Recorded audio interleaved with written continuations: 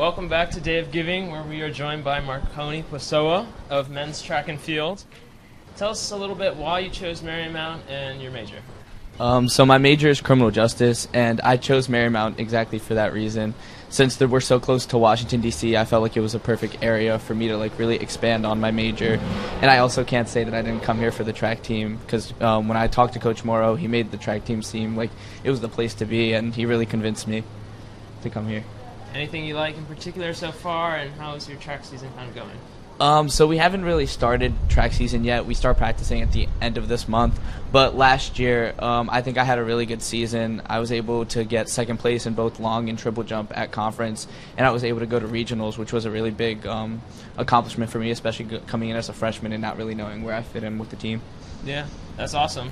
You have any personal goals or any achievements you're trying to achieve this season? Yeah. So last year, since I came and got second in both of my events, I want to come in and get first.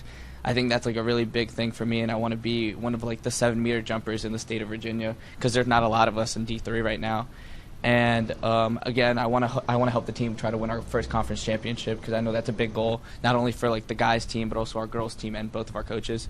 Yeah, best of luck to you. Thank you. Yeah, and now of course the track team is in the All-Atlantic region track and field. Yeah. Championship. How's that going to change things up?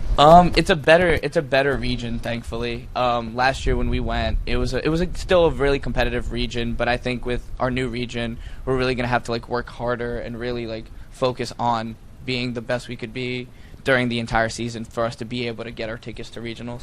Do you have any message out there for any alumni of the track and field program that might be watching now and thinking about donating?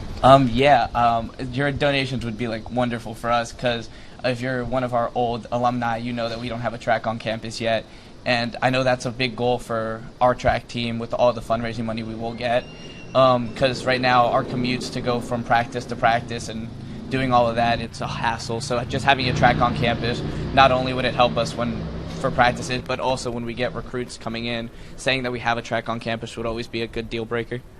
Do you do anything else when you're showing recruits around? What are some highlights that you like to show off at campus? Usually it's a lot of we show the Lee Center, because that's one of our main buildings on campus. The Lee Center, the dining hall, and then we just introduce them to a bunch of our athletes, because I think the one good thing about our track team is we're all in a really big family. So whenever we open up, we have open arms with everyone.